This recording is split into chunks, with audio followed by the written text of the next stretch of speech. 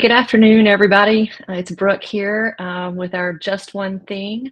And today's topic is a fantastic one, and we'll get into that in a minute. But as you're logging in, I just wanted to say welcome and to provide an introduction to the platform that we use for these sessions. Just a bit about how to navigate sessions. If you're here, then you logged in correctly. Great job. And so just a few things to point out, some of the reasons that we actually really like this platform is the following. So on the left-hand side of your screen, you'll see a button that says Show Agenda. And so if you click that, you'll see the agenda for today, the links and things that you can use here, and we really like that. The next thing to point out is the Q&A portion on the right-hand side. Feel free to ask questions, interrupt me, anything you want, particularly like a day like today where you may have very specific questions about the Bloomerang integration. So look forward to that. In the middle, of course, emojis. What would life be without emojis? So feel free to throw an emoji up here. That's always nice to have an interaction. And then the notes button, that's a note screen just for you. We don't see it. And those can be your takeaways and things you might want to just jot down while we're talking. So should you need to leave, there is at the very bottom of the very bottom, slightly to the right, is a box with an arrow in it. And so if you click that, you'll have an option to leave the session, and click that. That will exit you from the session. Sorry to see you go, but we know how things happen. So we're really glad you're here. Just briefly about who we are. Obviously, my name is Brooke Battle. I'm with Swell Fundraising. This is a client exclusive call, so everyone on this call should have had an interaction with Swell. But if not, we always want you to know that Swell was started because we were in your shoes, and our lens is uniquely your lens. We also do a lot of listening as well, but over the years, we've worked really hard to build a software company that responds to the needs of nonprofits and is the type of thing that you need to make your job easier, but also to fundraise more. So we do measure ourselves by your outcomes. So for sure. So we definitely look to see, did you do better after you signed up for Swell? So we love to get that feedback. Today is a great topic because it really is a topic that can make your life easier. And that is the Swell and Bloomerang integration. This is an important tool for Swell clients because it helps you save time transferring data. We also integrate with Salesforce and MailChimp. I'm going to actually briefly go out to this presentation because give me just a second, because there's a short video in it. We'll definitely want to be able to show you that. So here we go.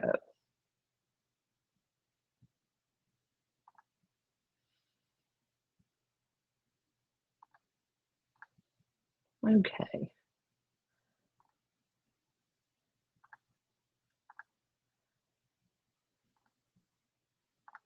There we go. So here we are. I wanted to pull this up and really talk to you about the Swell and Bloomerang integration, everything from how to set it up, how to use it, and some notes for best practices. We'll talk about how to connect your accounts, how to set up a sync, what that looks like, what it looks like in Bloomerang after it syncs, and then some best practices. I'm also happy to go to both Bloomerang and Swell in live mode so that if you have some specific questions, we can try to get those answered. As always, we're here for you to help you sync up your accounts and sync up your data. Because don't forget, like one of the primary drivers for Swell even existing is to get more data from your events. That was one of the essential drivers behind us creating the platform. And that is that we were involved in a nonprofit, we were using some of the standard tools, and while we were able to sell tickets, we weren't getting the names of the other guests. And there were a lot of people coming to our events that were coming and going, and we were not getting their data unless they made it a gift. And so Swell, we work really hard to make sure that you have the name of every guest coming in. So the first thing you need to do is to set up your sync. And you'll do that by going into your dashboard and then selecting your event. You'll set up your events. We'll go into that in a minute. in Swell that line up with your Bloomerang database. But when you first log in, if you've never synced the two accounts, you'll be presented with this screen where we're asking for the API key. API key is a software term, and this is what allows two systems to communicate with each other. And so here we need for you to go to your Bloomerang account and get your API key to put back in Swell, and that allows our systems to talk to each other. You'll do that by going into your Bloomerang account and then going to the right-hand side where your little user profile is. And you'll click that and click on Edit My User, and this will open up your user account. And right below you see API keys version 2.0. That's great. So I do encourage you to, you could copy an existing key, but I encourage you to generate a new key, label it Swell integration so it's very clear what it is, and then copy that API key. Just copy it. Those are two of them. You just copy the key and then go back into Swell and hit submit. Bam. And now it's going to take you to the next page in your system within that event. So, and that is how you connect the two accounts.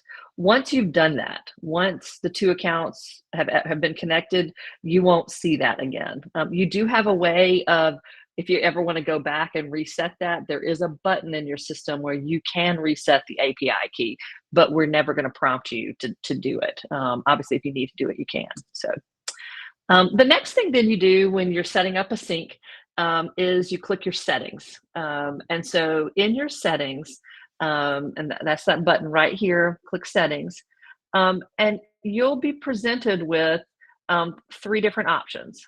And that is these are coming from Bloomerang, and it's going to ask you which campaign in Bloomerang you want these transactions to sync to, which fund you want it to sync to, and which appeal.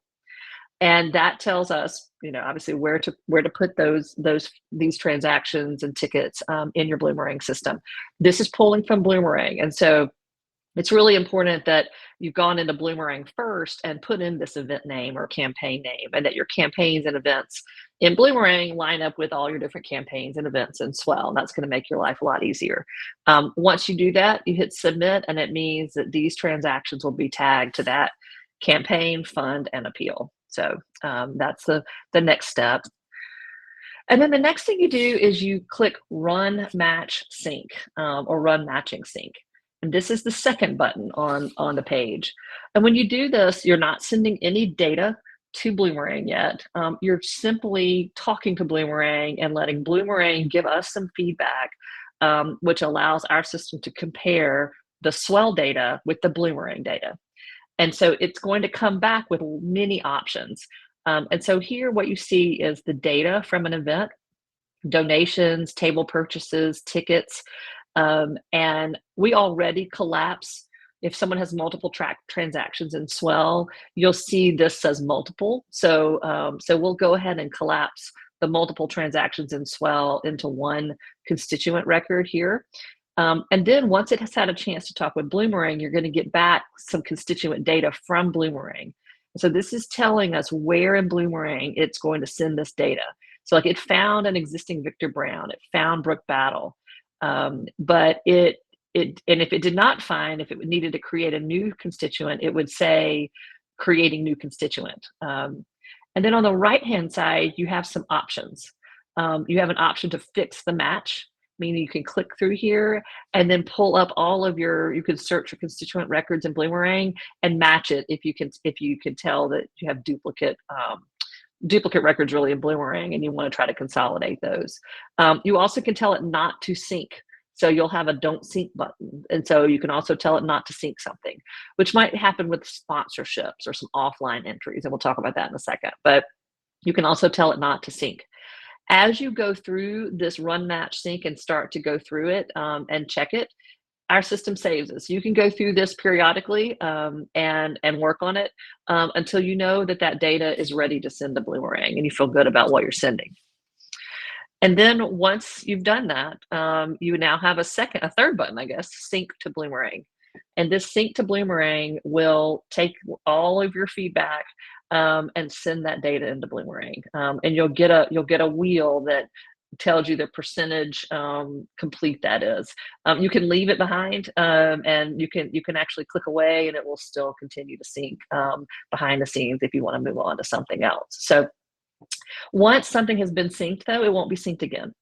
And so this allows you to go in and periodically do this. So if you have a very large event with thousands of transactions and tickets, um, you might decide, and we find that it's easier for our clients to just sort of periodically sync this data, because it's not going to duplicate it at all. If you're using our system for a donation page, which many of you do, then you probably want to go do this once a month. Every donation that came in, in the previous month.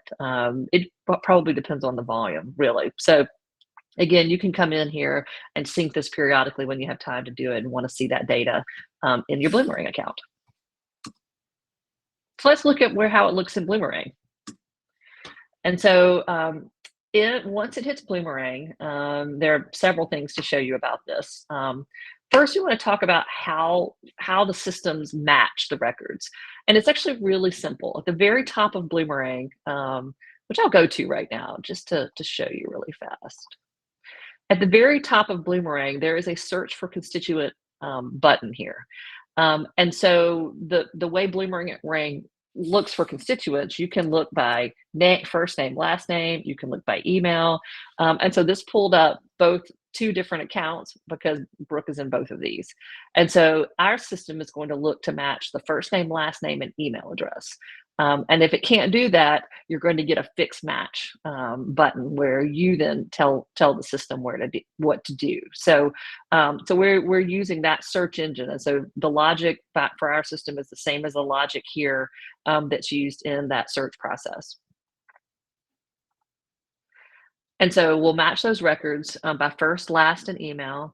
If we can't find any relationship between those three variables, then a new constituent record will be created, and it'll tell you that a new constituent record is being created.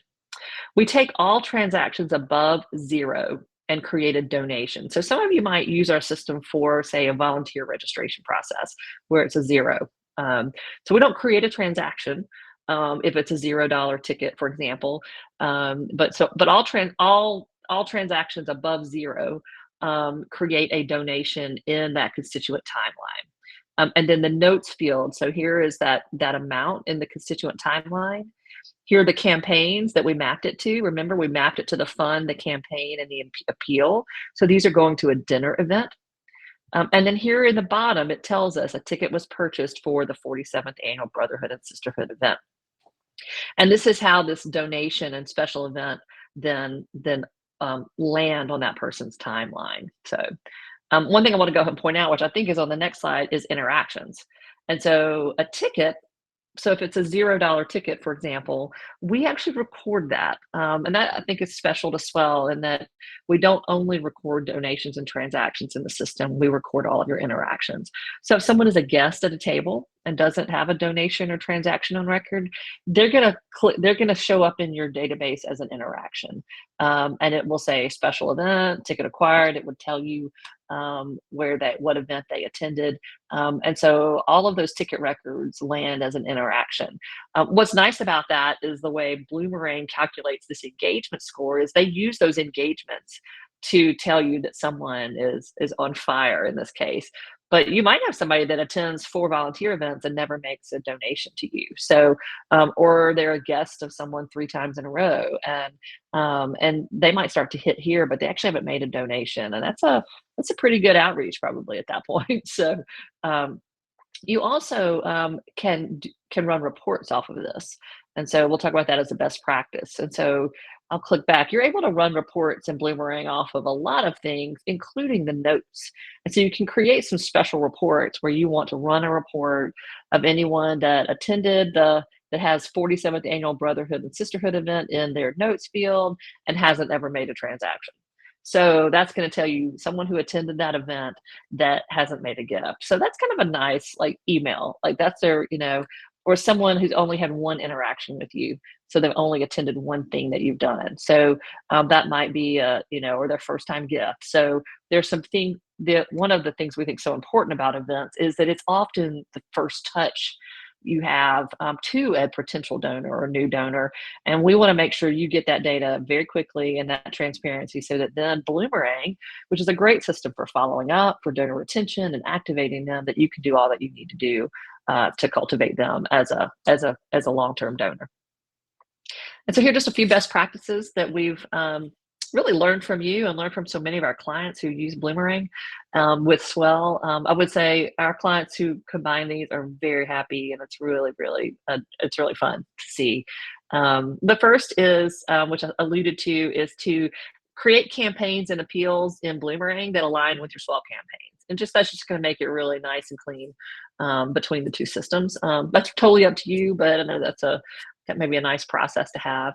I think syncing the data periodically is really helpful, and we're glad our system will do that and not duplicate anything once it's already been synced. So use that feature because it makes your life a little easier to sort of sync data periodically and go through those.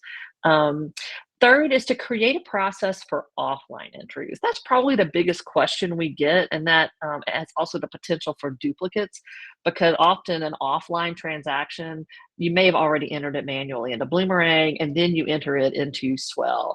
That is going to create a duplicate if you enter it in Bloomerang and enter it in Swell. Swell doesn't know that you've entered it manually in Bloomerang too. It can't read that.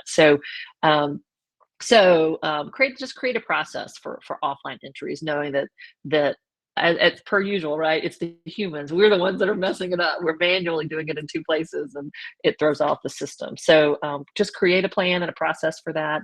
And like I said, more often than not, you've entered your offline entries already into Bloomerang, and then we just encourage you to either not sync those, just hit don't sync. When you enter those, you also can clean out those if you get to the end of an event and you want to go in and delete those transactions from your Swell system. You can do that. You can click the X and transactions beside each one. So just your own process for handling that. That's just one potential opening for dupes. And then finally, build a workflow or a report so that in Bloomerang, so that you can really take advantage of this data. Like first-time guests at a table, you're getting a lot of really great event data information that once transferred over into Bloomerang. I just think there's a lot of potential with those interactions. Transactions are pretty straightforward, and I think we all know what to do with transactions and how to thank for transactions and what to do with a first-time donor. But I love the opportunity that just recording the interactions has for nonprofits. And I don't know that a lot do that. We tend to be very transaction focused as software companies. So we're really happy to be able to provide you with all that data so that you can turn them into a donation. So with that, I'm going to jump back and see if there are any questions yet. Thanks, Jake. How do you create a comp or free ticket in Swell? Sure. Let me just jump to our system. That's a little bit, but the important thing here is that these comp tickets or free tickets, that data, if someone claims and uses those tickets, that will also go into Bloomerang as an interaction. And so we really like that about it. Let me jump in here to our dashboard and show you how to create a comp ticket or a free ticket real fast. So share my screen. And so when you're in your event and you want to create a comp ticket, you come in here to setup right here, and then you hear comps. When you click comps, you can create a comp code. So if it's a sponsor, sometimes it's the bank. So you might create, I'll say Regions Bank as the comp code. They get a dinner ticket in this case. Obviously, this is a little bit of a test site. They get a dinner ticket. Maybe they get 5 dinner tickets because, yeah, let's make it an even number if it's a dinner. 6 tickets. You can put a note here for your own internal use to remind you of why you created the comp ticket. This is pretty obvious, but comp tickets get created for volunteer tickets. Sometimes the executive director of the nonprofit says, I just need 20 tickets to hand out to friends or politicians or whatever. And so sometimes in the pace of an event, it's nice to make a note to yourself as to like, why did I create this? And then the point of contact for your ticket here, and this will send an email if you choose to do so, to that point of contact, if it's the sponsor, or you can do your own name internally. And you can either save and send or save and not send. And if you hit save and send, it's going to send the complimentary ticket email, which can be edited in the email editor. And I think by default it says, "Thank you so much for sponsoring this event. Here are your 6 tickets to this Curate event," and it sends a link for them to claim that. Or you can create this ticket, and then here is the link.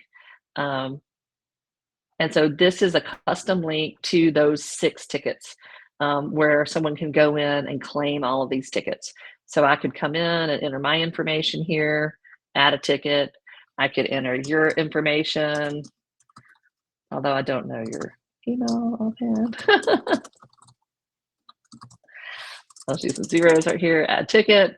And you can see it's ordering these tickets, and we could just hit order tickets, and it's going to send tickets to those 2 email addresses and all. So, and so that's how you claim the tickets. As these tickets are claimed, I'll go ahead and do it just so that you can see how it works. It might take a second for it to populate here, but as these tickets are claimed, you're going to see, you're going to see these 2 tickets that were claimed. The comp code as shown here. So that was the value of it, but that's the comp code that we used. And then if I go back in here to setup, it tells you how many tickets are left on that comp code. So this is it gives you some visibility into, how many are left, which sponsor needs to go ahead and send their tickets out. But it's really designed for them to have a link for them to either complete the list themselves or to forward that link around their office for people to claim tickets, just depending on how it works. If you're running a tabled event, we would encourage a different process for that. That's our table host process. So just want to make sure, because the word comp gets used differently. Someone might have a free ticket because they're an invitation to a table, but I think this is the answer to that question. So, and a very important thing is if we go back in here to integrations, it's going to pull that in. So now we're here. Our names are here. If I were to hit run match sync, this is going to connect to Bloomerang, and then it's going to look for us in here. In your case, Jay, constituent will be created. I could say don't sync. I could say fix match and all, and then hit sync to Bloomerang, and it would send this data. And it would show us just as having free tickets and then interaction because there isn't a transaction associated with this. So thank you. Let's see, other questions. Feel free to let me know if I got your answer right. You asked a question about free tickets. Some people create $0 tickets on our platform. One thing to know about the system is those checkout pages have logic built into it. So you could have a $0 ticket right alongside a $1,000 ticket, for example. Not that we see that a lot, but that did happen in COVID with virtual tickets, free virtual tickets, and maybe a $50 in-person ticket if you're doing hybrid. And so somebody comes in and chooses a $0 ticket and checks out. Obviously, we don't take them through the credit card processor. So it does have the logic built in so that you can have $0 alongside an amount on that same ticket page and all of the transaction pages. So yeah, great question. Thank you. I would love to highlight the resources here related to Bloomerang. In the left-hand sidebar, you can see we have a lot of very thorough articles about how to connect with Bloomerang, how to sync, how data transfers. Also in there at the bottom have the link to the Bloomerang website, as well as a point of contact for Swell clients with Bloomerang. So if you are curious about Bloomerang or need something with your account, this is a point of contact that knows Swell. In full transparency, we're running into now, Bloomerang has acquired QGive. There's a lot of feature overlap between Swell and QGive. I'm happy to say they're more expensive, so that's helpful to you. But we do run into a little bit of confusion sometimes now with that. So, but Bloomerang is. They've been very supportive of Swell, and we have this integration's been around now for 2 years, and it's a good partnership. So. Blake knows us and is really happy to steward Swell clients. So we want in anything we recommend, we want you to have the kind of service that we're committed to at Swell. So And then what's next? So on October 2nd, our Just One Thing will be talking about how to send guest reminder emails. And this is a great topic, because there's so many ways that that email reminder in our system are being used, and so just wanted to let you know that there are a lot of good ideas for how to, what to say in guest reminder emails, how to send them, things to think about there. So that will be on October 2nd at 2 p.m. Eastern, and so we look forward to welcoming you for that session, to help you leverage that, and really communicate well with your guests. So, and then as always, we're here to help. There's the help desk tool on the left-hand menu bar of your Swell dashboard, and that we're at, I think everyone knows, we're at support@swellfundraising.com, and we always want to make sure that we help you do what you need to do. So thank you, and you guys have a great afternoon.